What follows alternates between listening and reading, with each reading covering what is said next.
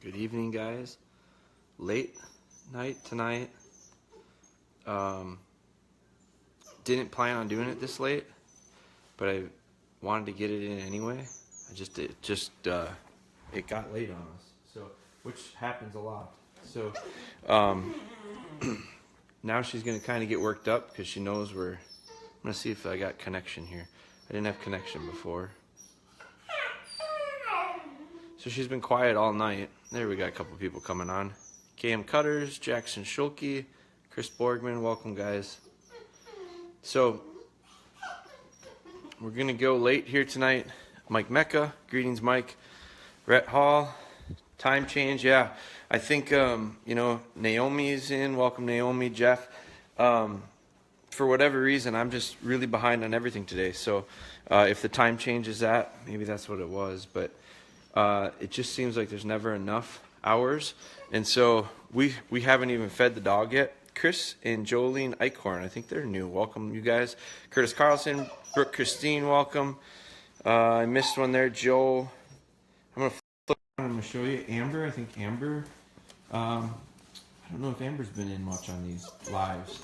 Adam, welcome Adam. Aaron Garlock, Alejandro De La Torre, welcome Alejandro. So nice group coming in tonight. So what I'm going to try to do, someone's going live from Texas Roadhouse. All right. What I wanted to do, guys, is I wasn't going to go live. I didn't go live at all today. We got back in. Jamie's in. She's from Nebraska. Craig is in. Chris is in. Clint is in. Welcome, everybody. If you guys are new to these, welcome. We do them regularly. I didn't do it yet today. Now this little dog just all of a sudden, by me, it's totally her reading me, because up until 2 minutes ago I was not moving around. I was not doing much. Welcome Josh, welcome Nicole. I wasn't doing much. I was working on my computer. We just had dinner. I got home a little bit later than we had hoped. Steph flies out tomorrow, so we were just trying to have dinner, and I realized, hell, I didn't even feed this dog yet. The other dogs were fed. Ellie and Taylor have been fed. But what's interesting is this pup was just as quiet as could be. I had to come over and wake her up, actually. And I took a little video of her and I posted it about 10 minutes ago just to kind of announce that we were going to do this. But what's interesting is all of a sudden I start talking and I put this phone up, and all of a sudden she wakes up and she gets going. Now that's a conditioned response. So she knows things are about to happen. I'm sure she's hungry. But up until I started doing all this stuff, she was as cool as could be. Well, now she's pretty wound up. So it's these highs and lows. These dogs are kind of going to feed off of me as well. So I'm going to start her out by bringing her outside. That's another thing, is she's been sleeping. First, let's get her outside. Make sure we don't have an accident. Tonight's not going to be a lot of training. We're going to go through a very similar routine to what we've been doing. First things first, she's going to come outside and she's going to have her bathroom break. I expect her to come in probably quite well. She knows it's time to be. So she goes out, she finds her spot.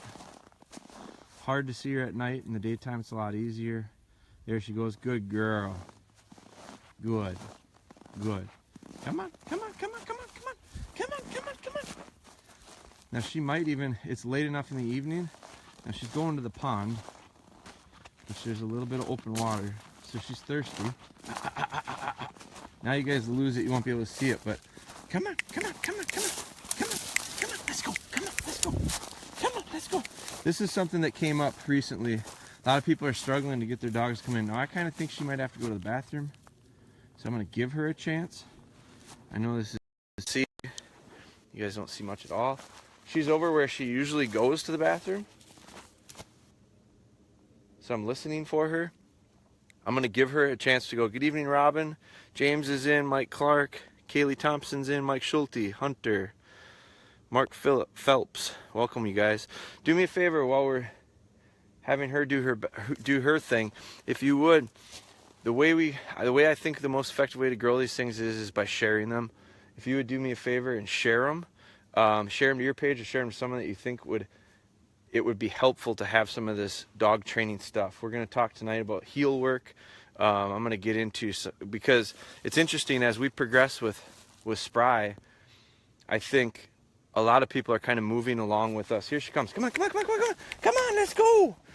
Now she's hot lapping, so I know she doesn't have to go to the bathroom. So I'm going to work over here. Come here. Come on. Very good. Very good. Let's go. Come on.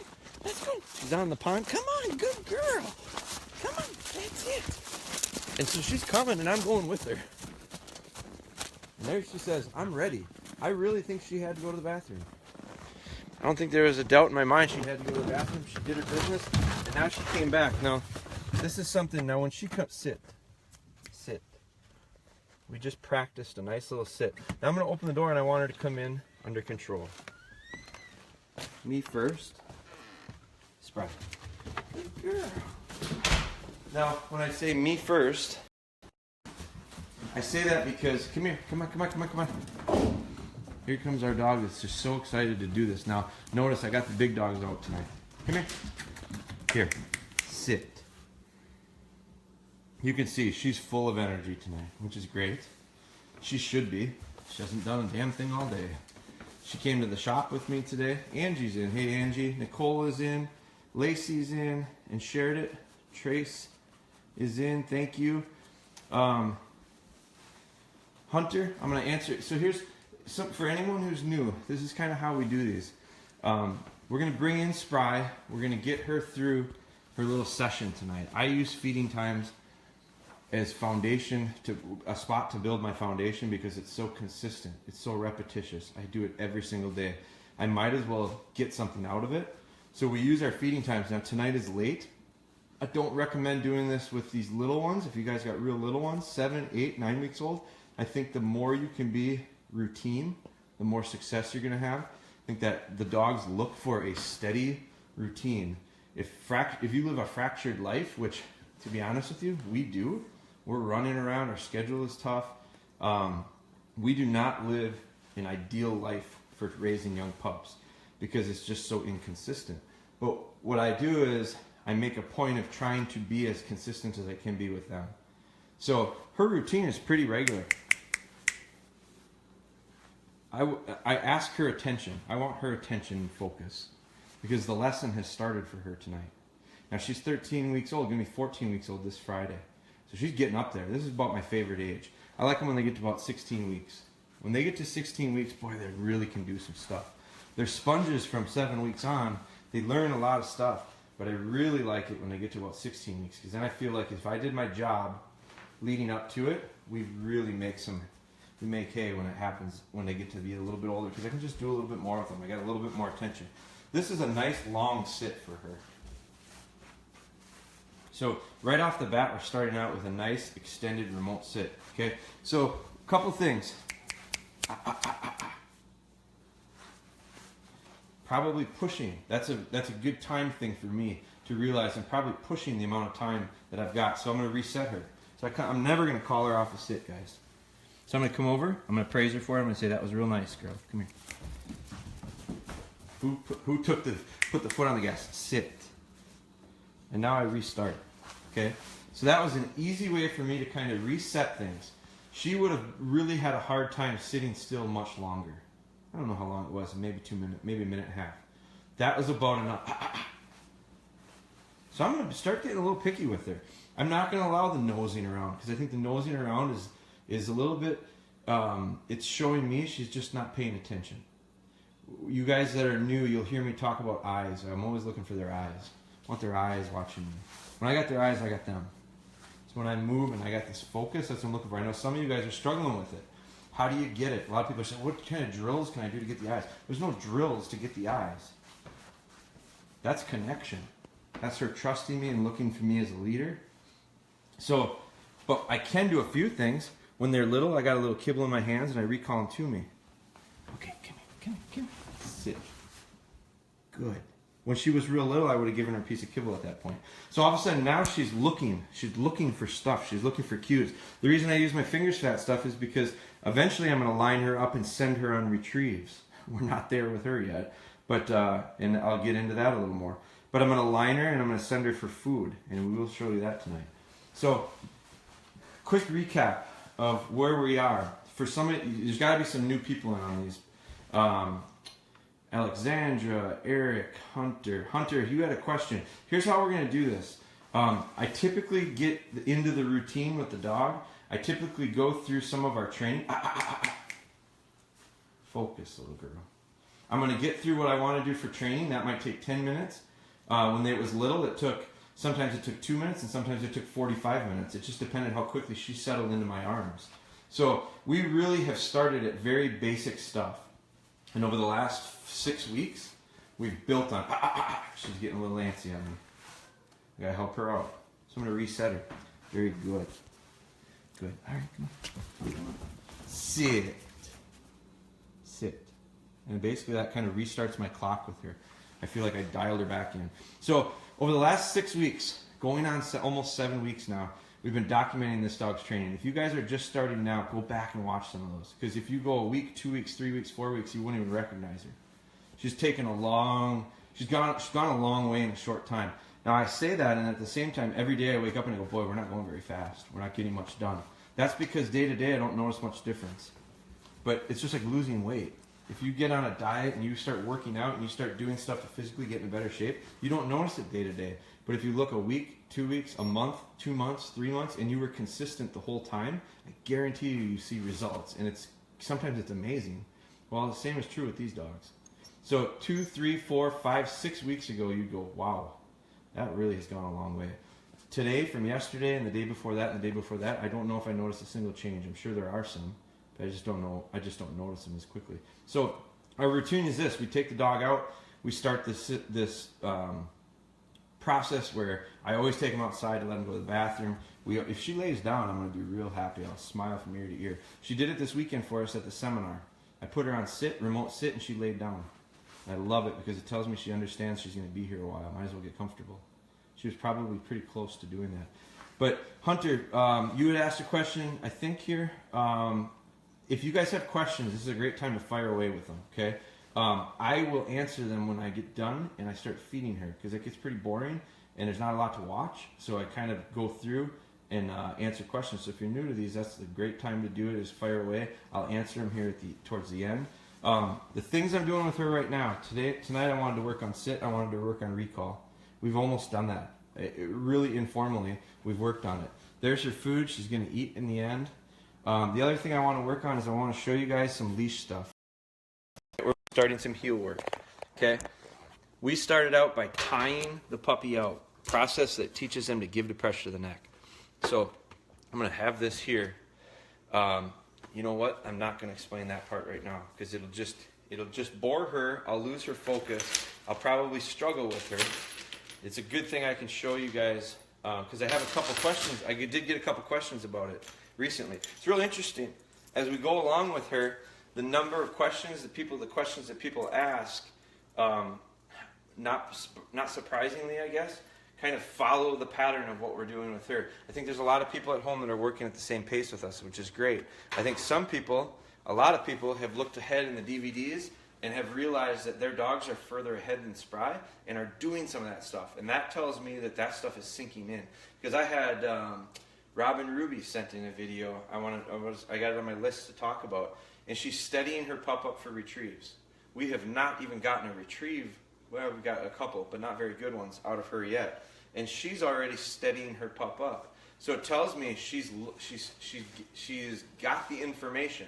I'm assuming, Robin, you might have watched one of the DVDs. Maybe not, but if so, it totally makes sense.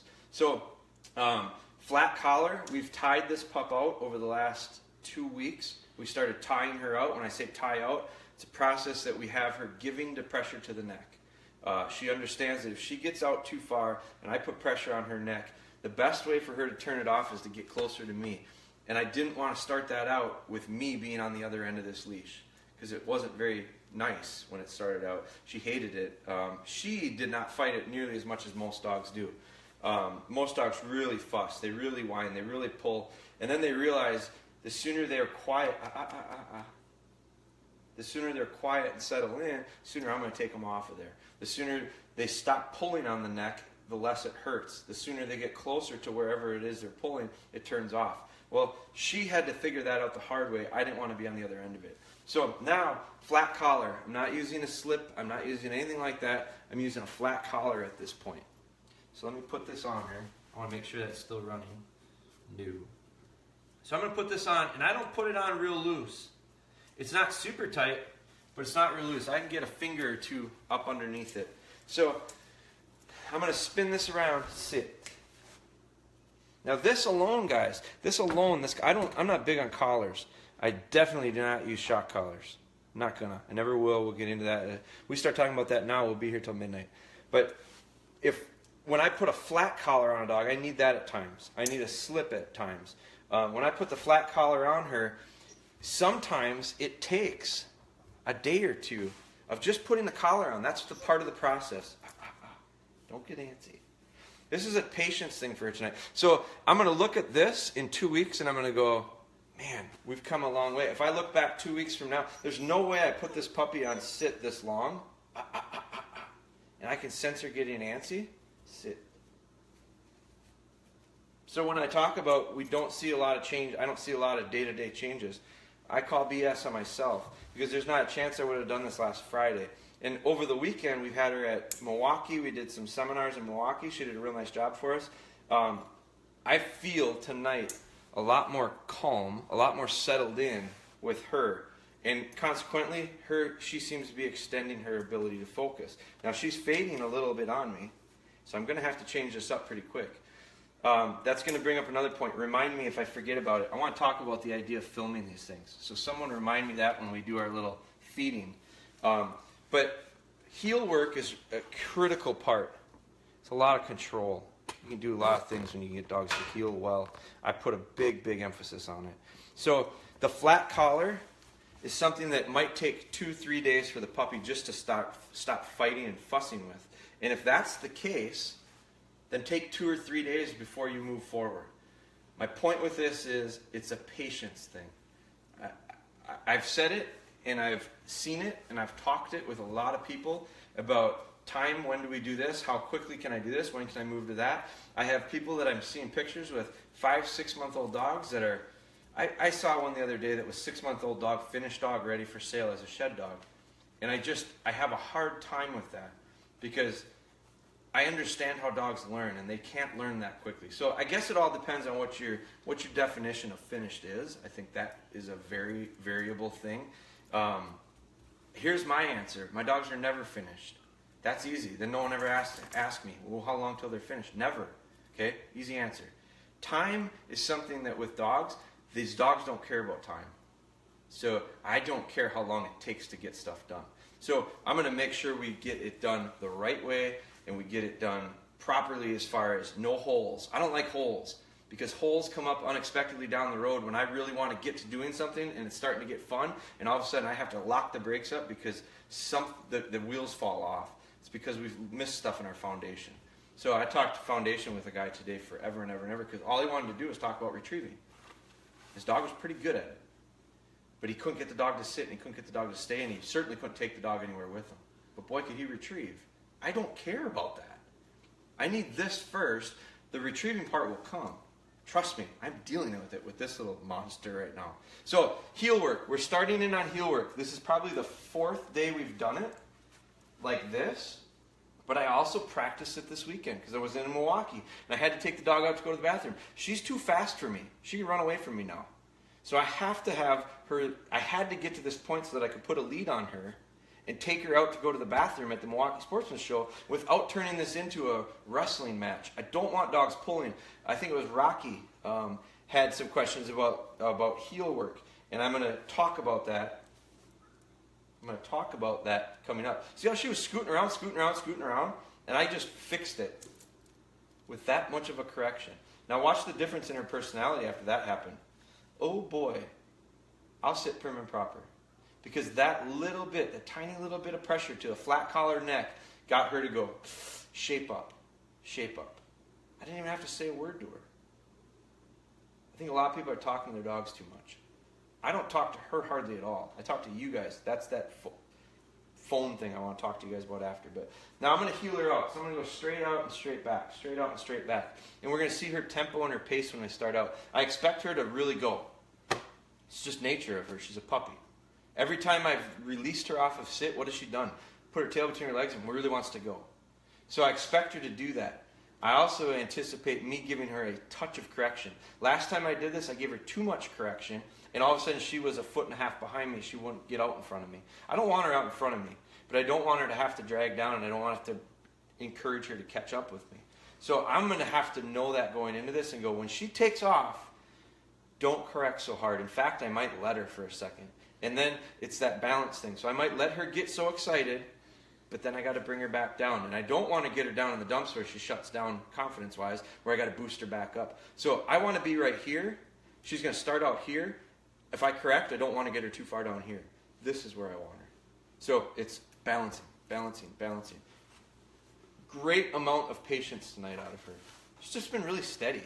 She's just been really patient. She's been really willing to take her time with me tonight. My attitude is different tonight. I usually feel way more high-strung when I do these. I don't know why. But tonight, you know what? I really don't have an agenda. I've got a few ideas in my head, but I'm so late getting into this, I didn't really plan that well. So my thought going into it was, we're going to do the same freaking thing we've done for weeks now, and I think we'll have success with it. So I'm going to try that, and then I do have a couple mental notes to talk to you. So she's fading on me, so I'm going to get started. Spry, heel.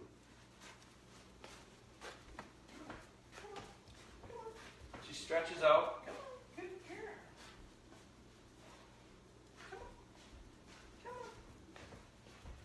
That is about as perfect of a pace as I could look for.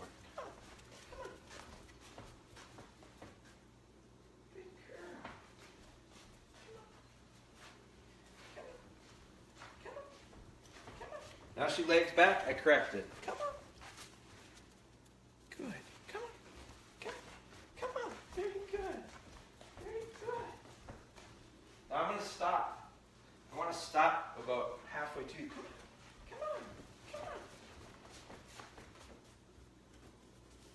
So she rolled past me 2 steps. In a week from now, I'll correct that because I don't want her rolling past me. In a week from now, I won't let her get up. But I struggled last week with her being back here, and I couldn't get her to come up. I couldn't get her to have enough confidence to do it. So tonight, I'm working on trying to find her some confidence. I don't mind her moving ahead of me a little bit. Come on.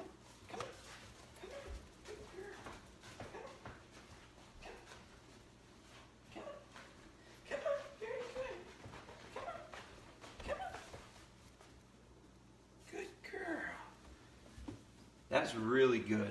I love the pace of her. So tonight, now I'm gonna go from heel to changing it. Sit. Okay. So this would be my flow if I was not doing it to this camera. I would come in and I'd heel her, and I'd get her to the point where she was actually getting out in front of me a little bit, getting her to stop and having her have a nice sit, and then I would put her on a remote.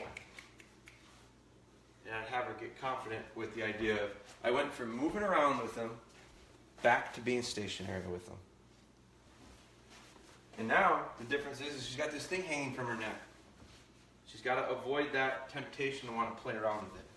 Now, here's another thing that I like to do. I don't like leaving the leash right next to the dog. Because as soon as I reach down to get by the dog usually has a tendency to get up and get kind of excited. I don't want that. I like her just like this. So when I pull this lead and this lead is out 4 feet from her, it's easy for me, see, even still that way. It's much easier, it's much less tempting for her when it's 4 feet away than when it's sitting right next to her for me to reach down. Now she's pawing at me and all this stuff. So I want to do another little session of heel with her here. Come on. Come on. Spry. Heel. Come on. Good girl. Love this.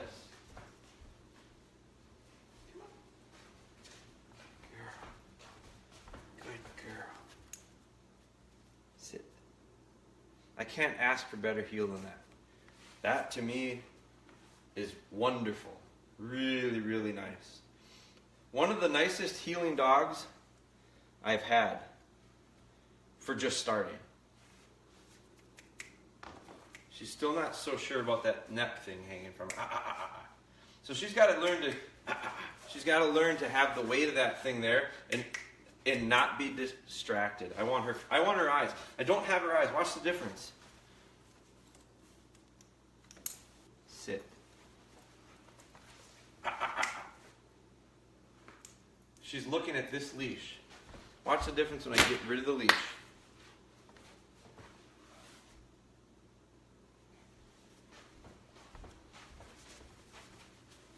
I don't know if you can see her head.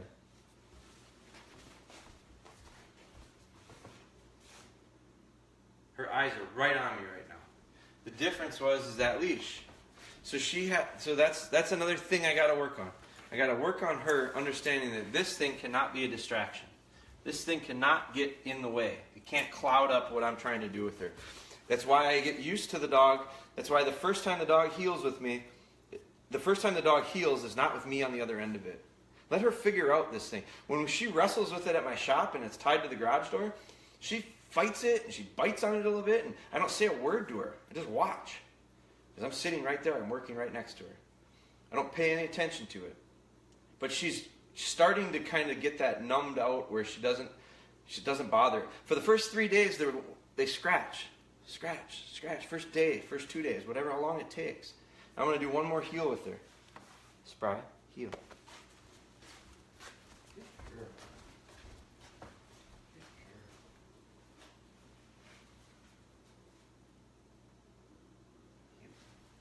Oh, man. That one was even better. Her eyes locked up with me. She stopped on all four. She didn't go to sit. She didn't go to look anywhere. She just stared right at me. I can't ask for better heel work than that tonight. So we did a little bit of recall. We did a little bit of sit. We did a little bit of remote sit. Now what we're going to do is we're going to go into feeding.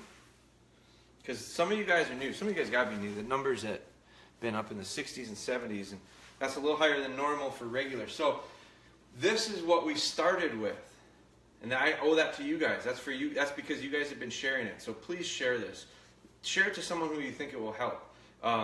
There's a million of these. I don't know how many we've done now, but in 5 weeks we've done lots of them and shown the progress from 7 weeks to 13 weeks. She's going to be 14 weeks on Friday. It all started with this, food. So here's the difference. Here's what got us there. Her ability to settle in. So when she was just a little thing that I could hold in my arms, I held her like this. Watch some of the old videos from weeks ago. You'll see like this, except I'll give you a side-by-side, okay? Look at the old one and then look at this one, because she's 3 times as big as she once was. So that's the other thing. They go so fast. If you decide you're going to wait and let them just be puppies for a while before you start in on this, I hope you're really strong, because it can be really hard to hold the dog. The nice part about this, by me starting this when she was 7 weeks old, by the time she was 9 weeks old, I didn't have to hardly do this at all. And again, she was 1/3 of the size at the time. It's really hard. If I gave her to a new person that was a stranger and said, here, start this out with your dog, and the dog fussed and wiggled and whined and had a lot of bad habits, it might take a long time. It took me 45 minutes one day, 3 weeks into it. So it might take you forever to get the pup settled on, and you physically might not be able to handle it that long. That's why if you do have a dog that you can't hold on to but struggles, then transfer it to the ground. Have them sit with a leash and a flat collar, and they have to sit still. The problem is you lose that feel. I can feel her heartbeat, and when her heartbeat slows down, I get the change. We're really connected when we do that when they're little. If she's over here and I've got the leash, we've got feel, no doubt about it. My older dogs, we develop our really good feel through that leash. And it's not tight, it's loose. But we still feel each other. And eventually we take the leash away and I still feel her. I can walk through 10,000 people in a crowd with Taylor off lead, and I can tell you if she's with me or she's not with me, and I can have my eyes closed. Because I can feel it. But it takes a while to get that feel. And if I don't do it for a while, I lose that feel. I lost the feel several times over the last couple weeks because I just haven't worked that closely with them. I didn't have the feel with this puppy, and I was trying to do stuff early on a couple weeks ago, I just couldn't get there. I couldn't do it. It took some time. This all takes time. These eyes take time. This feel takes time. So, but you can get that puppy and you can put them on the ground and they can steady up before you're ever going to feed them. This little puppy has learned it takes a while to get fed. And there's a behavior that's expected. It did not start like this. She almost laid down. She's just staring at me going, what did I got to do different today? Now, when I talked about hands before, watch how I send the dogs on food. So I'm going to scoot her around. Then I just had a reminder. Sit. She is on my left-hand side. Every time I watch these videos, it looks the complete opposite, and it fools me. Like I had someone the other day say, shouldn't you have her on your left? She was on my left. It looks the opposite, guys. So it's the phone or whatever, but I watch it and I go, geez, I have the dog on the wrong side. No, it's just the reverse thing. So make note of that. Everything I do, it looks like I'm doing it on my right, it's on my left. Okay, this is my left hand. So I'm lining her out with my right hand. So when I line her out with my right hand, I've got a tail, a nose, my hand, that food, all in a line, like we're sighting a rifle. Spry. And I send her on her name every single time. If you go back to the first night I did this, 6 weeks ago, you'll watch when I send the dog on it, it's just about the same every single time. So now what I can do is, I can go over here, pick the food up, sit, and ask her to do something. Tonight I'm asking her to sit remote. We've had a bunch of people talking about food aggression. It was a call-in last week. We did a call-in. I think we're going to do another call-in. If someone wants to do the call-in, go ahead and volunteer right now. But I'm actually thinking about not doing it so thought out ahead of time. Thinking about doing the call-in where I'm just going to call someone that night. You're going to send me your number. I'm going to call you that night. Because I don't know if I want to know all the questions ahead of time. So I think it'll be more interesting. Might be a flop. We might not do it that way anymore. But when we had a call-in, we had Jennifer, and Jennifer had a dog that had some serious food aggression. And Jennifer sent me pictures this week of Copper, the dog that was real soft, eating in front of Todd. And Todd was the dog that would take her hand off, literally. So they were changing the culture in their house. And I don't expect it to happen in a week. I don't expect it to happen in a day or two. But I'm going to be following up with Jennifer to find out how is this going. So now I just reverse this. I give the food, I take the food away. Who ate before my puppy tonight? My big dogs ate before the puppy. My family ate before the puppy. She's the last one in the house to eat. The leaders always eat first. So I'm going to pick the pup up. I'm going to reset her. Sit. Now again, she's on my left. This is my left. Great eyes right now. It's probably hard to see.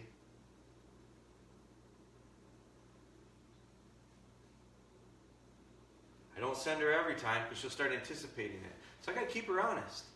Now, if you go back, I said every time I'm super consistent. When she was little and I was just struggling to get her to sit still, I would start my motion and I'd say her name. It'd all be at the exact same time because I just wanted to get her to go. But then I started getting picky about it. Now I'm real picky. Now I'm picky to the point where I line her up like I'm going to send her and I fake her right out. Because normally, in the past, the first couple times I did that, she would move and I would correct it. Nope. You have to pay better attention. You have to have all the things come together. Name, finger snap, gesture, mannerism, all that stuff in order to get to eat. And she's figured this out. I mean, it just takes time. There's nice focus on the food. I'm going to send her. Spry. The reason I sent her there was I like her eyes on me, but I also really like when she looks down the road. When she decides that's where I'm going, and she locks in and dials. Right now is when I need to send that dog. Because when it comes to retrieve time, when there's something out there that I'm lining her to, and she goes like this, here's how I see the dogs do it. They look, they lower. As soon as they lower, it's like they're cocked. Send them, right now. Because if you wait too long, then they have a little bit of question. Then they're peeking out the corner. Now all of a sudden there's thoughts going on in their mind. When they go like this, they're on it. Go right now. So when she did that, so we're starting that tonight. It's the first time I've ever seen her do it. So I'm going to have you watch for that again. I'm going to see if I can get that out of her again. I like that. A lot of times I can help them out and line them, and they'll turn their head from me to whatever it is, and they drop. And as soon as they drop, then we go. So I'm going to get this a little bit closer and see if we can catch that again. That was real nice. That was a change that I noticed first time ever. See her face? She's right at me.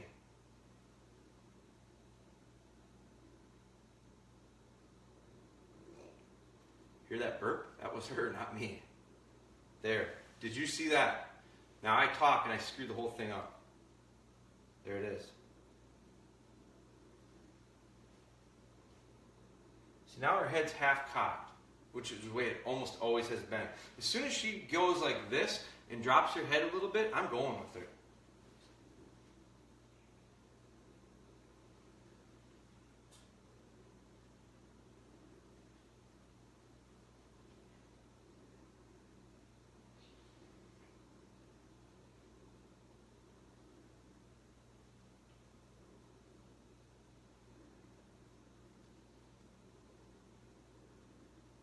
She's looking to me, which is fine.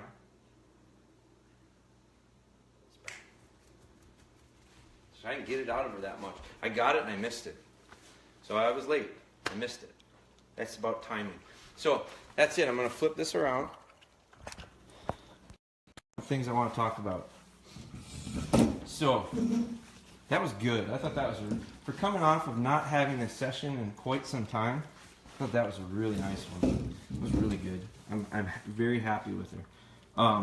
So I'm going to bring my computer up because I had a couple notes on the computer that I wanted to touch on. Now, this part, guys, for those of you that are new, guys and girls, when I say guys, I mean everybody.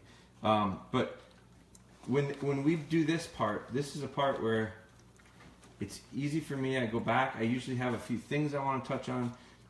I've got usually some notes. I wasn't so prepared today. But I do have a couple things. I wanted to talk about Robin. Robin sent me a really nice video.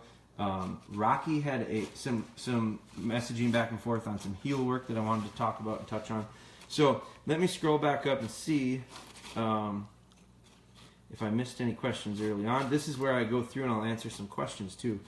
Mike Mecca says there's lots of snow, man. We got a dusting in them. You can keep it all. Anthony Quinn was in. Jamie, we talked about, was in from Nebraska. Chris Hines, Clint.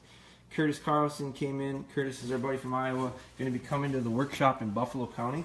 I do have 2 spots left in Buffalo County, and then that one's full. The Pulaski one was full already. So I'm going to have her sit. This is new. Sit. This is new. Normally after I feed her, it's right to a place, and she usually gets a little free time to boogie around a little bit.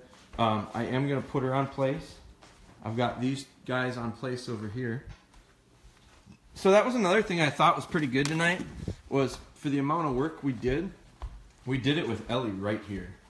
We did it with Taylor right there, which was nice to see this little girl. All right, come on, get up. No. So I'm trying to get her to start connecting and placing herself. I'm not too worried about it, but I'd like to see it if I can get it. Come on. So I'm going to get down. I just want her to come to me. Come on. No. Come here. Come on. That's it. Place. Good girl. Very good. Now, everything about her right now is submissive. I think that's important to talk about. Look at her face right now. Her ears go back. I put my hand right down by her. There's no nipping. There's no nothing. She doesn't want to. If she wanted to, she could. It's licking the lips, its ears back. Super submissive. That brings up another thing I want to talk about. I think it was Paige, who sent us a video of a little Rottweiler, and I want to talk about that mannerism type things. But, okay, so I'm going to start going through these. Josh came in, Nicole came in, Mark was in, Hunter, and I think Hunter had a question later. Mike, Kaylee, Mike Clark, James Lewis, Robin Ruby, you're on our list tonight. So I touched on you before. You made some really nice, I thought you did some really nice stuff with retrieves in your hallway. You're steadying your puppy. And I don't know, Robin, how old is your dog? Because it tells me that you're forward thinking with this. You're not just following along with what Jeremy says he's going to do with Spry. Because Spry's pace is different than your pace, guys. Guaranteed you. Guarantee it. Now, there was another person that sent me a message today. I forget who it was. I responded back to them a little bit, and we exchanged some messages. But their dog is struggling to retrieve. We're in the same boat. 13 weeks old. I'm in the same boat. We're still not out of the woods, guys, with it. And I'll talk about that in a little bit. Ballards are in from Kentucky. Good evening. So, Hunter, did you ever have a dog shove their head in the snow and come back with a shed? Or does the snow act as a scent block? Expecting 2 feet of snow tonight and wanting to go out sometime this week. This shed right here. Let's see, it's big 4-point right here. This shed right here was in Iowa, and my dog Finn found it. And this was under the snow, completely under the snow.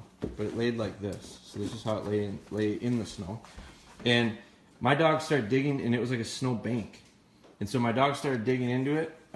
It was Finn, and she dug and dug and dug and dug. And I really thought she was chasing mice because there were a lot of mouse holes and stuff down in there. So I really thought, I put that one up here because I really like that one. It's a really pretty 4-point. But Finn dug into a snow bank, and I really thought she was either eating deer poop or chasing mice. And all of a sudden, it was like a long time and a lot of it. And we were on a 4-wheeler at the time. And we were driving out on the 4-wheeler, and she hung up on us, so I slowed down. And then she dug and dug and dug and dug. And I had a buddy with me. And all of a sudden, she kept digging. And then it looked like there was something there. And all we saw was that pedicle. It was a pretty big pedicle. So I went, I think she's got one right there. And she dug and dug. And finally, it was frozen in. I went over and I helped her, and I kicked it. And we kicked it out. But that had been chewed underneath the snow, and it was like buried under the snow. It had already gotten chewed on. So, yeah, I've had it happen. Does the snow act as an insulator? Temperature-wise, yes. I don't know that it acts as an insulator from a scent perspective. What happens is scenting conditions are really, really important on how our dogs are able to process scent. Dry, windy conditions are extremely hard for dogs. Just really, really hard. If you've got snow that's damp, high humidity, like those damp winter days that are just a lot of moisture in the air, your windows get all foggy real easy, and there's just a ton of moisture in the air, dogs can smell through anything in conditions like that. So I think it depends on the scenting conditions more than anything. It's the same with, in the summer or in the fall. Dry, hot, bony days in the fall are just hard on dogs. You get rain. A lot of people get nervous about rain. I think dogs scent better in the rain than they do in the dry. As long as it's not a gully washer, as long as it's not a huge downpour, I think it enhances their abilities to scent. So I think that has to do with it more than anything. Trace joined in. Lacey was in and shared it. Thank you. Nicole in. Finally, Nicole caught alive. We sent some emails back and forth today. Nicole's going to have a pup coming. So Nicole is going to go back to the beginning. I don't recommend her with a 7-week-old puppy going, wow, let's watch. I don't think it's bad to watch them live. I think you should, because I think the point of live is the interaction. Like, these are great on Facebook because you guys can go back and watch them, and we can transfer them to YouTube. I'm way behind on that, but that's stuff that we can do through Facebook. Instagram, it's gone, so I don't use Instagram live as much. We're still using it, just not as much for live. But what I like about the live perspective is the interaction.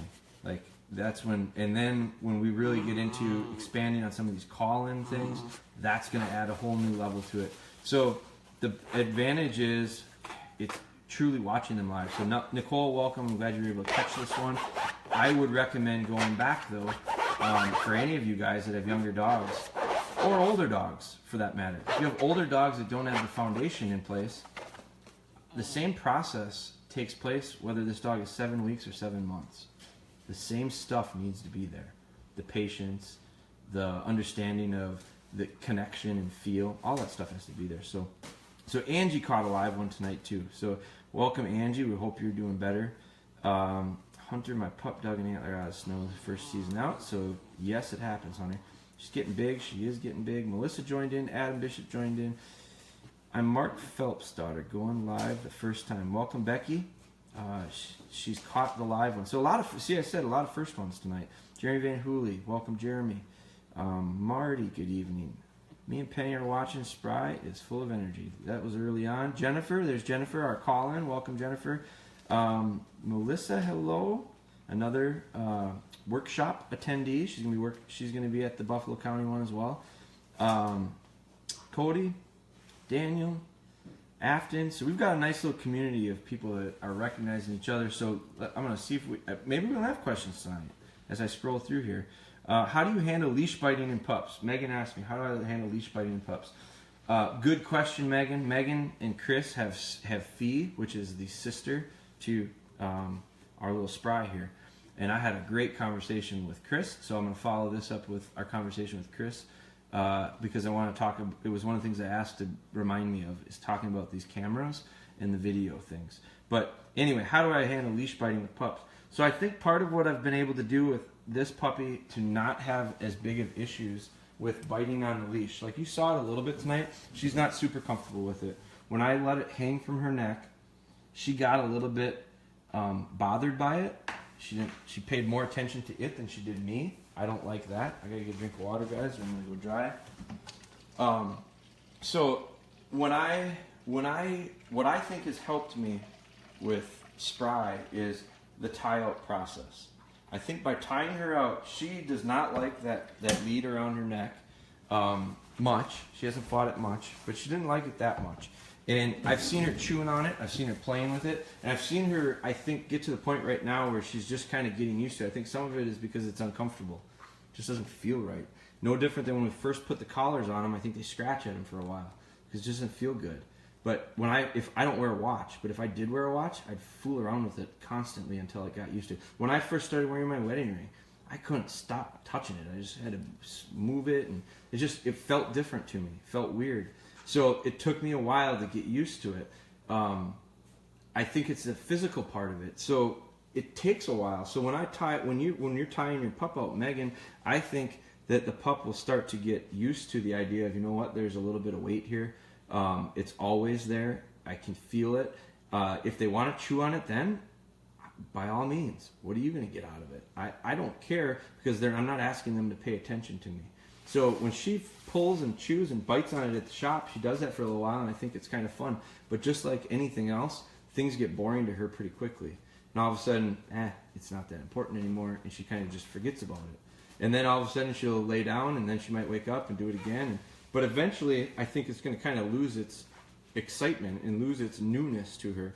It's like that new toy that a kid gets.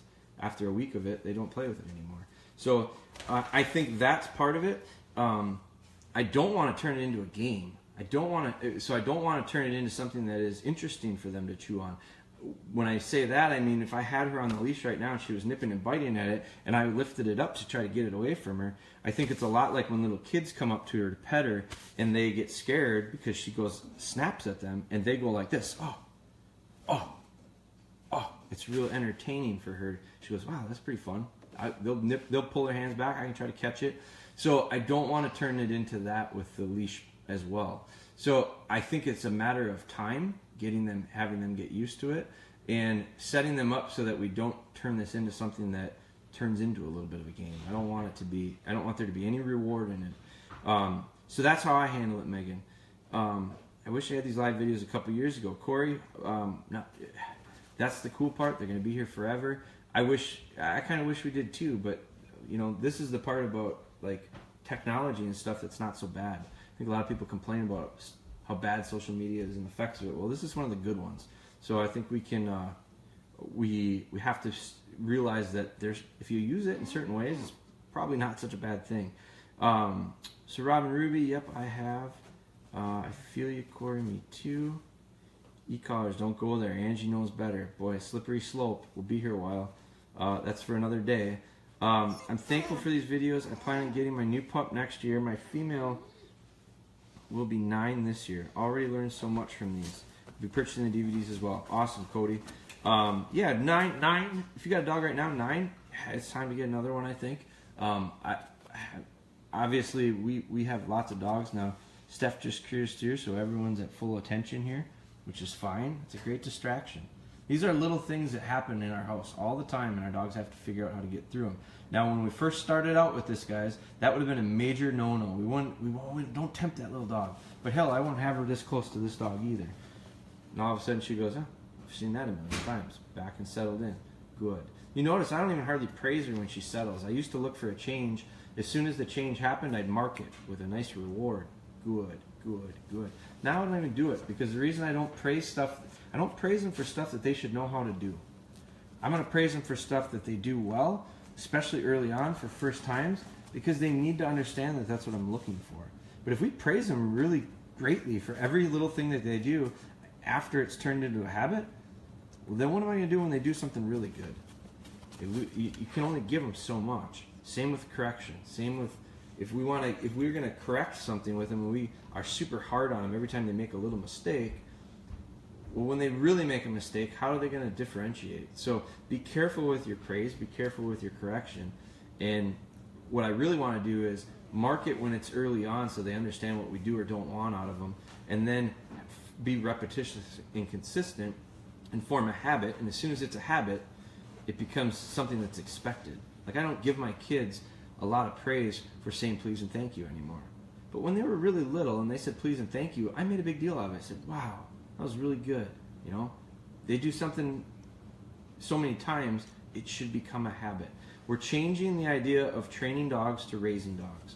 We don't set aside time to raise our kids. We don't set aside time to train our kids. It just becomes part of our life. That's what we're going to try doing with these dogs. We're going to try to make it raising a dog, not training them. Jay Lowry joined in. Jay Lowry's a good friend of mine, great trainer, great kennel, English Cockers. Really, really good dogs down there with Jay.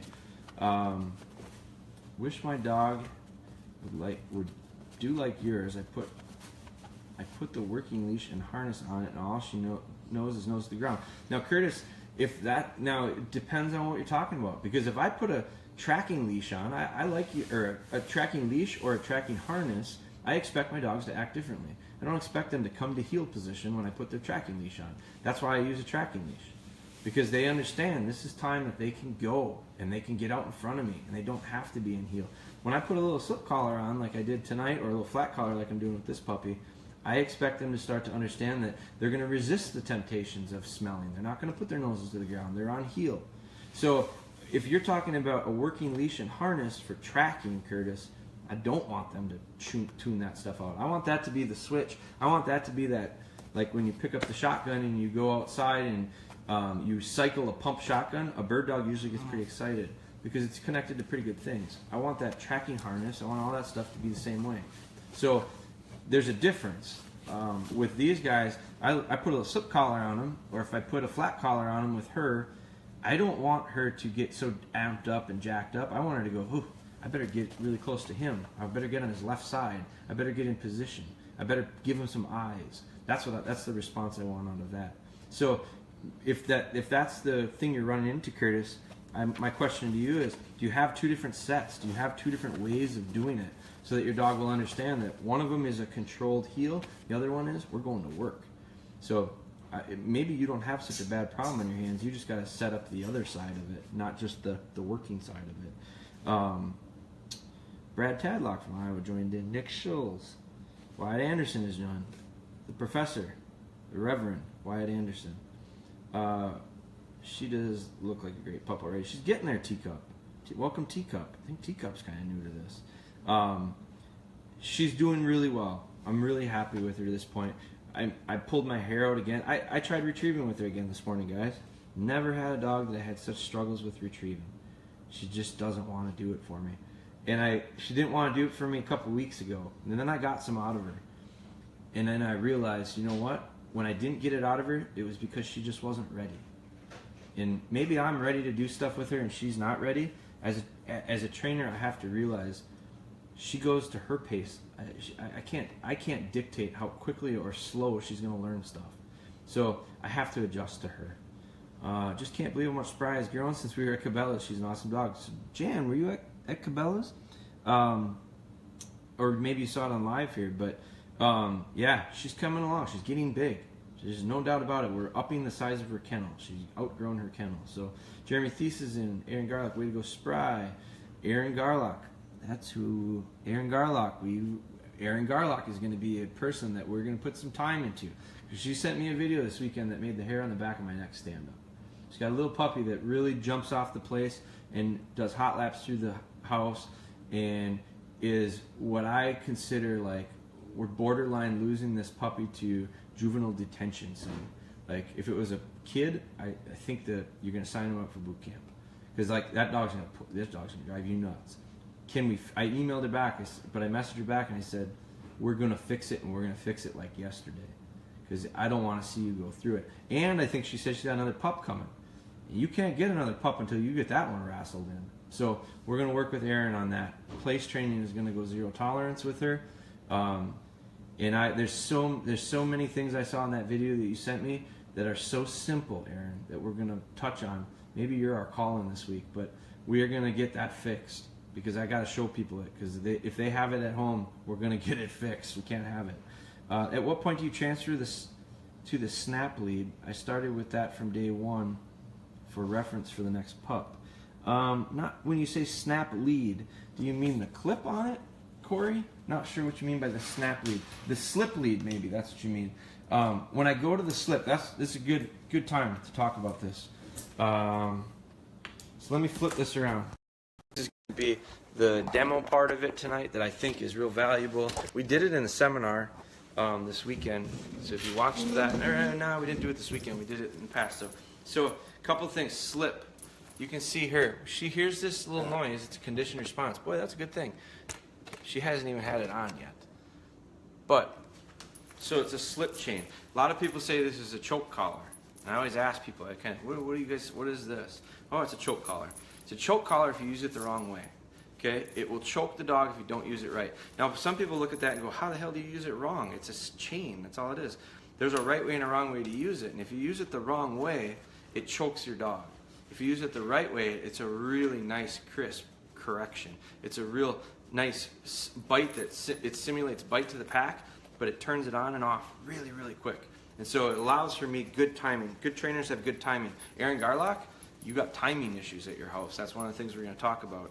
But so with this thing, so the way it works is you just drop the hole. You just, it's not a magic trick, but so you just take this and you slip it through the hole, and now it becomes like a little necklace, right? So it's got, you can make shapes out of it. You can make the letter P. Now, the phone's got me so screwed up with left and rights and backwards and stuff. So this might end up looking backwards. But, so when I hold this thing up, I can make this like the letter P. It looks like a P to me, the way I'm looking at it. So that when I face the P and I slip it over the dog's head facing P. So P for puppy. There's a dog trainer that I saw do a seminar and he talked about P for puppy. I've remembered it since. So P for puppy. Now this is if my dog heels on the left side, which my dogs heel on the left side. I don't care what side you heel them on, left or right, just be consistent. So especially start out with. Now Taylor and Ellie, they'll heel on the right side. I allow them to do that when we get too many dogs and we've got 3-4 dogs they're heeling on the left side. I think they feel a little crowded and they don't feel comfortable. I allow them to heel to the right. But to start out with, you're not doing 3 or 4 dogs at a time. One at a time on the left, make them be really good. So make the letter P and we put it over. Now, if you put it backwards, I'm going to show it backwards first. So now I've got the letter P, I'm facing it, facing the dog, and I slide it over. Now the dog heels on the left side. So the idea of this thing is to simulate pressure and turn off real quick. On and off, on and off, on and off, real quick. So when they get out of the heel zone, I can give them a correction, and as soon as I do, they react and I release and it turns back off. So here's the slip. I put it on so it's loose, but the dog's on my left hand side and I've got this on backwards. Now it's still loose, right? So you can see that. I'll make it more drastic.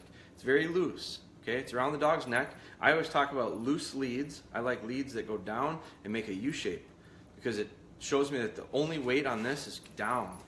It's not me steering them. I'm not holding them and steering them.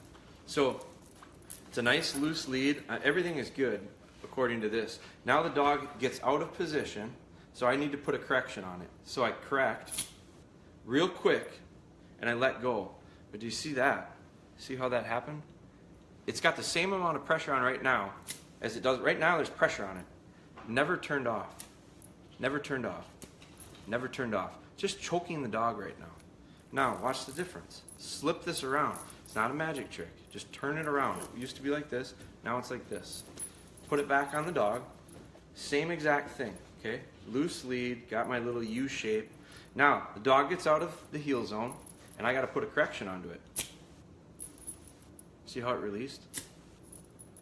Immediately.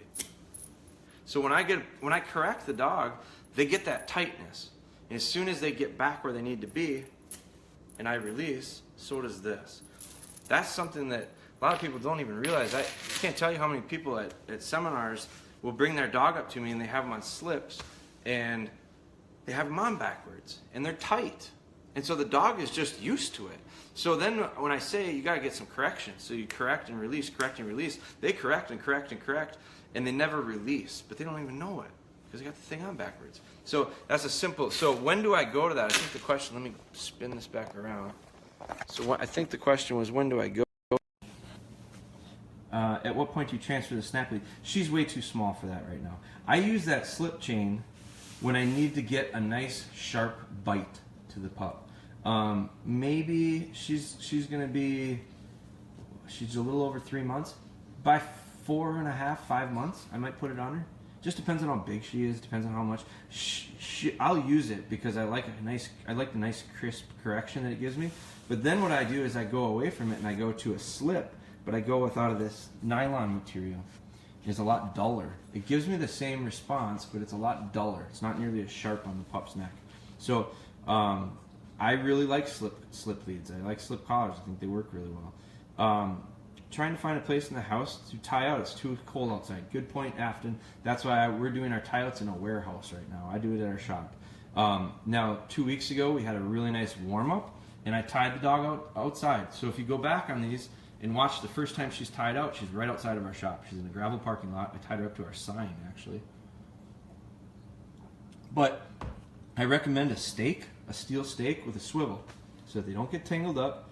Nothing to get them tied up, nothing to get them twisted on, and then let them fight it out. In our DVD, we tie a puppy out. It takes 10 minutes because that dog whines and barks and howls and fights it. Really, he fought it perfectly.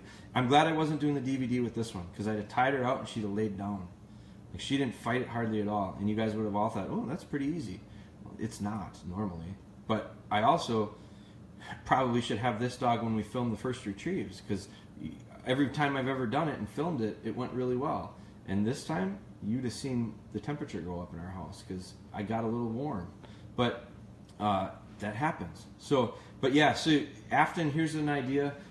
If your basement is not finished, which mine is not finished, there's those steel support beams in the basement that go up underneath the floor joists, the main floor joists. Those steel support beams usually work pretty good. So the other thing you can do is, I've done this in heated garages where I put a eye bolt into a stud in the heated garage, and then I have nothing on the wall, so it's just a wall and an eye bolt, and I clip my lead to that, and I give them 5 feet, 6 feet, and then there's really nothing for them to get to. They got a wall and nothing else. So, but expect it to not go real smooth, guys. It's gonna be probably a pretty rocky transition. I compare it to kind of like when you start crate training them. Usually you get through that fussing and fighting and whining and crying, and then if you don't give in, they will. But if you give in first, that's like putting fire out with a gallon of gasoline. It just makes it worse. So we can't lose those battles. Those are the battles we got to win. Still trying to comprehend that dog is on the left. I know, Nick, it's weird. Spin your phone around and film yourself once. It's mind-boggling. The camera flips it, no doubt about it. I think Mr. Moore has his left and rights confused. Thanks, Brian. Appreciate that. So I just had this surgery. How do you suggest I keep on training schedule with Drifter to the best of my ability, even though I have all these physical restrictions? I did a post earlier that I was using a pillow for place training as cause I'm backordered. That hurts, Angie. That hurts. And it is something that I can do while I'm lying on the couch, and it seems to be working so far. But as far as mobile, how do I adjust to his training? I want to stay on track with him. Here's how I have here's how I have explained how dog training needs to be, Angie. We did an entire series of it on North American Whitetail. Don't schedule life around training your dog. Train your dog around your life schedule. So because of your situation, with your restrictions from a physical standpoint and from your health standpoints, don't ask me, how do I figure out how to schedule in some training with Drifter? I'm going to ask you, how do you schedule some training with Drifter on what you're doing? So if you're on the couch a lot because you're held up, you have to be there, I would work on some place training, just like you're doing. I would work on the idea of, I don't know exactly what your physical restrictions are, but remote sits are something that I can do any place, anytime, anywhere, especially if you're in your house and you have a lot of control there. When you have to get up and go to get something out of the refrigerator, heel the dog with you. Put him on heel him to the refrigerator, and then heel him back to the couch.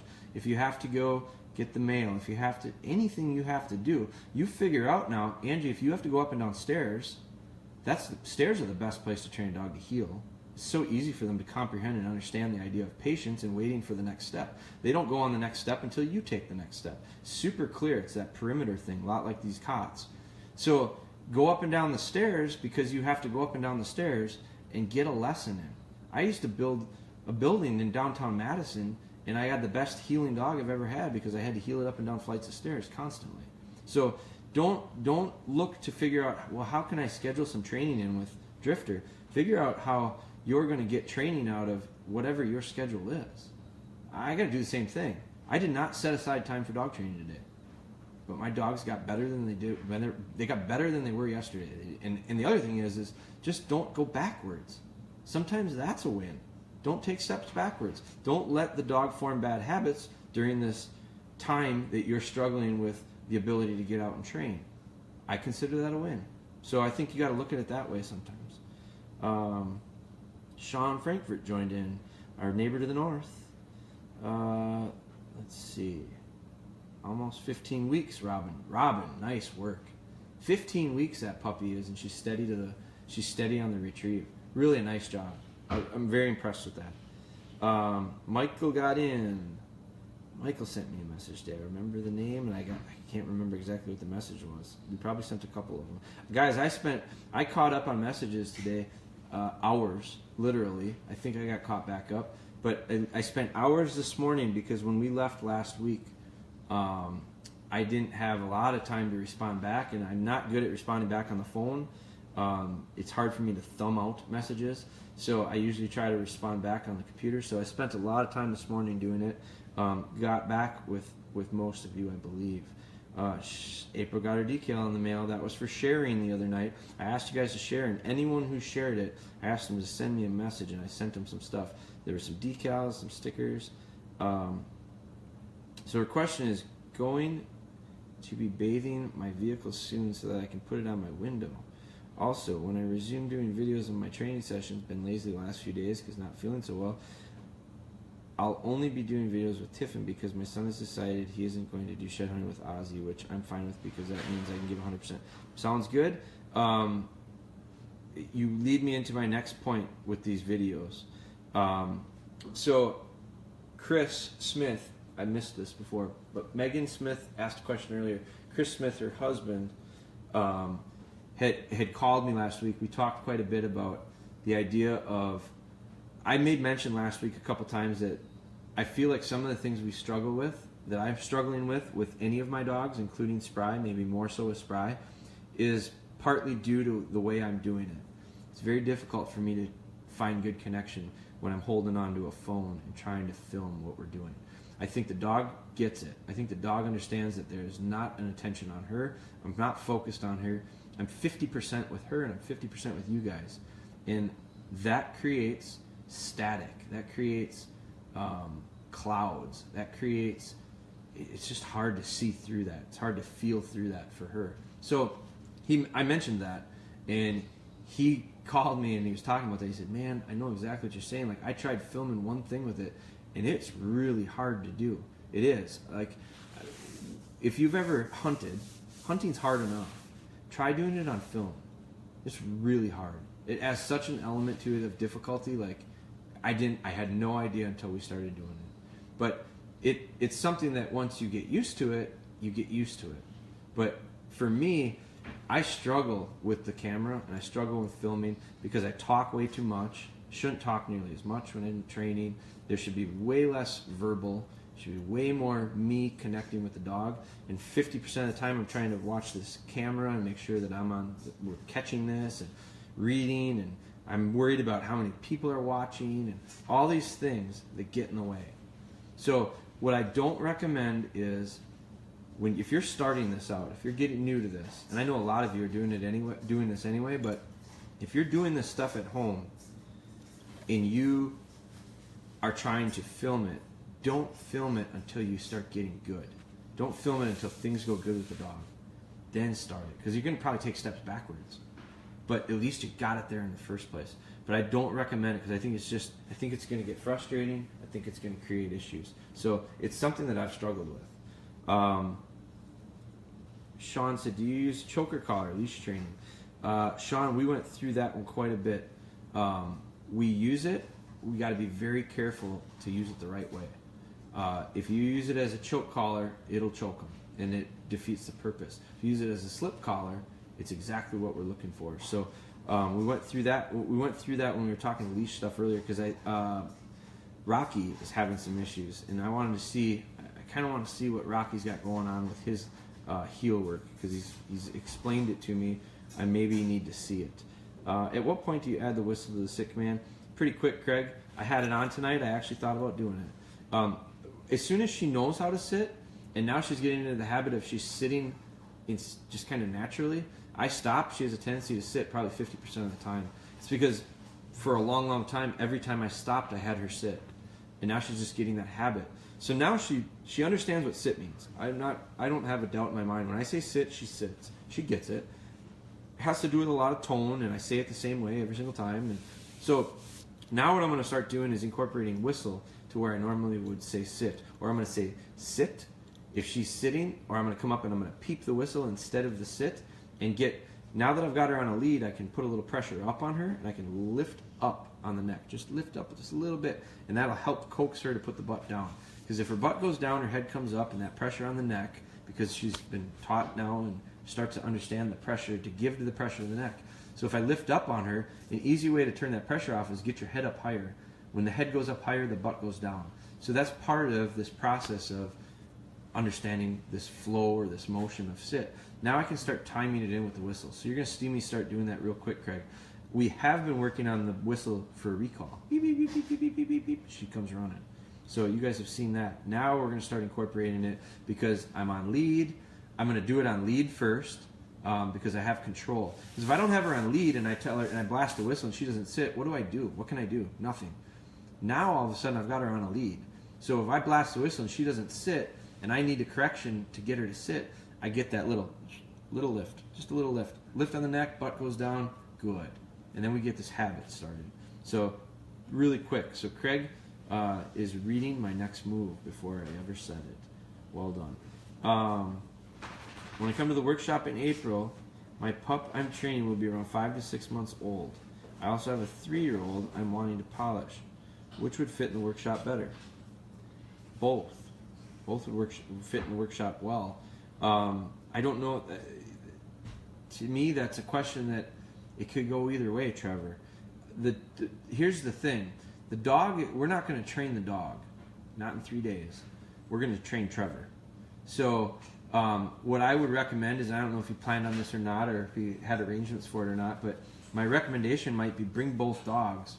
Use the puppy to get as far as you can, and then as we get more advanced and maybe work out of what the pup can do, this is what other people are going to have to do that have pups. When we get to a certain point where we're talking about stuff that their dogs aren't capable of doing, we can't speed train the dog that weekend to catch up. So we'll have them handle other dogs. So I wouldn't be opposed to the idea of you might bring both. You work with one to a certain point where you can't go any further. Now maybe the other one comes in. I don't know where you're at with the 5 to 6 month old, and I don't know where you're at with the 3-year-old. We'll have people at these workshops that have 3-year-old dogs that'll be doing the same things that 10 and 11-week-old dogs will be doing, and maybe not much more. It happens every time, guys, and that's what I love about it. Because It's not just for people that have puppies. It's not for people that have really well-trained, finished dogs. They don't go to workshops like this. It's for people that have 1, 2, 3, 4, 5, 6-year-old dogs that they can't get them over the hump. And the hump for you might be, can't get the dog to come when I call him. The hump might be, I can't get the dog to quarter and cast. The hump might be, I can't get him to use their nose very well. I don't know where the hump is. But, so it could change. Aaron Garlox is off to bed. We're going to be off to bed here soon, too. Mike Schulte's in. How old is she? 13 weeks. Going to be 14 weeks this Friday. Had a bit of a breakthrough with Gracie. That's what I like to hear. Finally got her to freely walk around during half the block in the street. I love the idea that you had a breakthrough. I'm not sure what that meant, but when breakthroughs to me are like when light bulbs turn on. It just all of a sudden it clicks. They get it. Those are the moments you're looking for, guys. Cherish them when they're there. Enjoy them. Celebrate them. Those are the wins you're looking for. Remember it, because tomorrow you're probably going to struggle. Or sometime soon you're going to struggle. So remember what the good stuff feels like, because you're going to get back to it. But when things don't feel very good, that's when you got to remember what the good things feel like. For the collar and tail down on the side you stand on is how I remember. For the collar and tail down on the side you stand. That sounds way more complicated than I can figure out, Mike. P for puppy. However you guys remember it, just remember it so you don't have it backwards. And then it's real easy to test it. Release the chain, and if it doesn't release, you got it on backwards. Flip it around. Never knew that with the slip. Simplest tool in the world, and it's probably used improperly 50% of the time. You bet, Frank. Sean. First live. Ryan CK. First live. Welcome, Ryan. We're slowing up here. We're going to finish up here, I think, pretty quick. I hope. Getting pretty close. The chain should be on the top leading to you. If the P concept confuses you, I always make sure that the chain leads to me on top. That's another good way. Rhett Hall joined in. Rhett's got some cool stuff going on over there with some pointing dogs. Ordering a cot this week for Rue. Excellent. We are back ordered on a couple sizes right now, guys, but I got them coming. I'll have them to ship next week, I promise you. Been healing the whole time. We are getting my kid ready for bed. Excellent. Remote sit is a good idea. Thank you. He heals with me everywhere in the house. No stairs. Cannot lift a cup of tea, so no correcting at this point. We've worked on controlled exits and entries. That's a good one. On front of the steps. Yeah, you go through the door first. Tonight I think I did that with Spry. Those are all things, Angie. That's all training. Hell, have staring contests with them. If you get bored, have a staring contest with them. Don't lose. That's a dominance thing. Appreciate the responses about retrieving help. Tessa is doing much better. Retrieved the rubber shed beautifully today. Michael, was that you that I was talking to? I thought it was a gal, but or you break the window in your garage, or at least I did. I saw that too. Workshop in April. I think I missed something. We've got a workshop in April. It's full, Mark. We're doing one here in Pulaski. I've got a workshop in May. We have 2 spots left, and that one will be full. That's over in Buffalo County, west side of the state. Any trick to getting better eye contact, better connection? This is Richard, I think, because Richard's on Jail and Richard. I think it's Richard. I got that message today, I think. More connection. There's no drills to get eye contact. That's feel. That's dogs trusting you. That's dogs looking to you for leadership. So work more together, build more trust, have more confidence in you and essentially your dog at the same time. First live, have a 4-month-old German wire-haired female, just getting started. Thanks, Rick. Thanks, Rick. So another one, Tanya and Rick. You're welcome. 4-month-old German wire hair. We've done several wire hair pointers. I can't tell you the number of pointing dogs we've been getting. It's just awesome to see. So definitely not. None of this stuff is breed specific, guys. Definitely go back on the videos and page from the beginning. Lots and lots of place training. Yep. I love place training. I think it's one of the best things out there. What is the etiquette for disciplining other people's poorly trained dogs? Boy, that's a loaded question, Natalie. I did a segment for North American Whitetail this year talking about the importance of consistency. It had nothing to do with consistency of trainers and their dog had everything to do with consistency of trainers and people interacting with dogs. Dogs won't learn to handle 5 different ways for 5 different people. Really, really, really, really good dogs can adjust after a certain point. But you have to be consistent. If you expect consistency out of the dog, you have to have consistency out of the trainers. So what is the etiquette for disciplining other people poorly trained dogs? Now I'm wondering, are you saying to correct other people's dogs or to correct other people? I think it's one of those things where it's a cultural thing too. I go to lots of shows and meet lots of strangers, and I meet a lot of people that have lots of different ways of training dogs, and I have a lot of people that don't know anything about dogs, and I have a lot of people that know a lot of stuff about dogs, and they all come up to us and they pet our dogs. Well, they're our dogs, and our dogs have been worked a certain way, and some people go, they'll do something to my dog, and all of a sudden the dog will start acting the way it shouldn't act, and I'll say, no, and they'll say, no, that's okay, it doesn't bother me, and I'll say, no, I'm not talking to the dog, I'm talking to you. I can't have you untrain. You can untrain my dog as quickly as I can train it, maybe quicker. So I need consistency. And with kids, my trick is, I'll say, hey, you guys want to help me train this dog? Oh yeah, I really want to. Okay, this is how we do this, and this is why we do it. And normally, if I approach it diplomatically that way, I usually can get people to go, wow, that's pretty cool, and all of a sudden change their mind of being like, I'm not really correcting them. I'm just kind of offering to them in a suggestive way of how they should work with my dog, and we have success. Now, when it comes to other people's dogs, that's a personality thing. To be quite honest with you, I don't know that it's my place to step into someone else's dog. If they want help, if they need help and they look like they need help, I'll be the first person to offer it.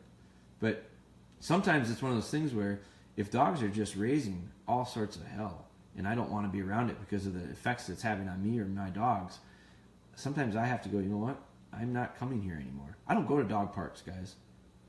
I got nothing against dog parks. I don't go to them because I don't want to sit there and feel uncomfortable with the idea of what's going on with other people's dogs. I really like going to groups of people that I know that work their dogs similar ways that I do, because I probably will gain something out of it myself. So I think that's the easiest way, I think, for me to go about it. But disciplining other people's poorly trained dogs, it's a lot like kids. Like I go and I sit at we talked about this weekend. I was at we were at our daughter's Christmas thing. She did like a Christmas rehearsal thing, and there was a gal that was in front of us and had this kid, and this kid was just really, really not well disciplined, and was just tough to watch. I mean, just a hellraiser. I wasn't going to say anything, but the lady in front sure did, because she turned around and she told that lady, hey, if you can't control your kid, I will. And all of a sudden, that woman who had the kid that was not behaving well became really strong and really bold, and you're not going to tell my kid what to do. And all of a sudden I thought to myself, you know, if she only acted like that, as strong and bold with her own kid that she did with that lady, that kid probably wouldn't do that stuff. So I'm not going to be the lady that turns around and says, if you can't discipline him, I will. I probably would have either bit my tongue, or I probably would have got up and found a different chair. But that's just my personality. So thanks, Jeremy. Really appreciate it. It makes me feel like I can still be constructive. Absolutely. Angie, you got to get something out of it.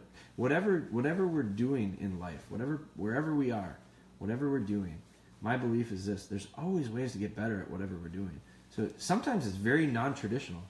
Sometimes it's not like going out in the field and working with the dog. That doesn't mean that you can't get stuff done with them. I haven't been outside much with any of my dogs lately, but I still don't think, I don't think I'm going backwards, and B, I think we're actually taking small steps forward. It's just weird ways of doing it. I got more work out of the dogs I got some really nice work with Taylor this weekend in Milwaukee. I hadn't handled her hardly at all since she had her pups, and I handled her in a conference room with people watching, full of chairs, and worked her through a bunch of stuff, and she did really well. So I actually feel like this weekend I had some nice training in with Taylor, and I did it in a expo center. So not traditional way, but we got something. Please send me so excited info on May Workshop. Mark, go on our Facebook page. There's a picture of a fox red dog with its head tilted like a cartoon. There, I'll post it again, Mark. But that's where the information is.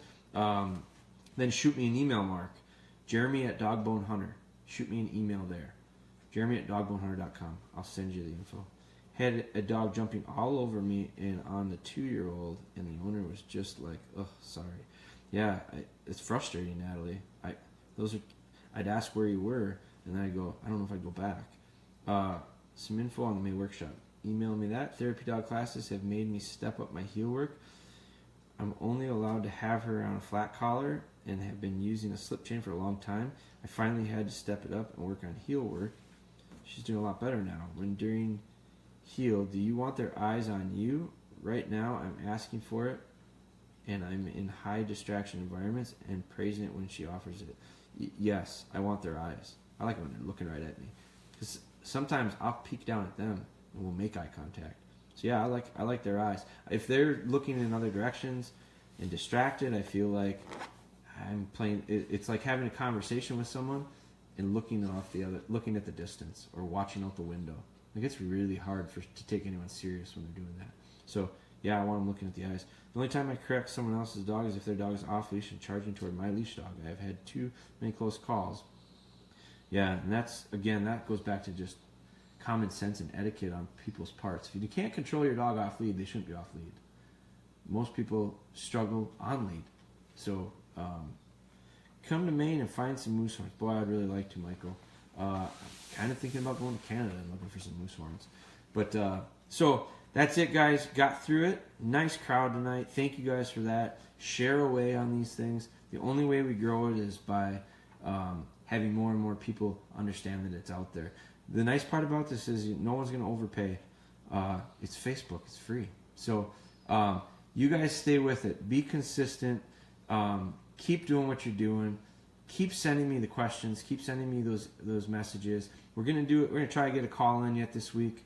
I'm kind of thinking Garlock maybe with this dog that's jumping off the bed and stuff. I got to show that video and then have a conversation with you.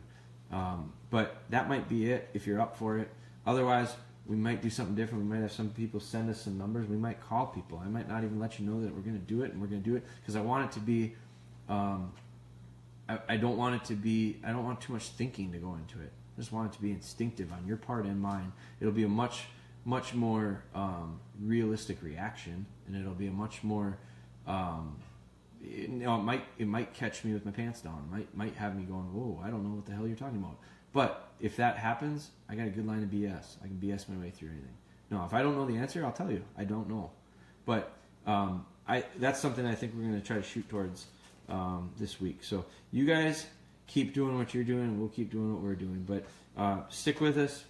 Please know how much this means to me, the way you guys support us. So thank you, and we'll talk with you guys tomorrow.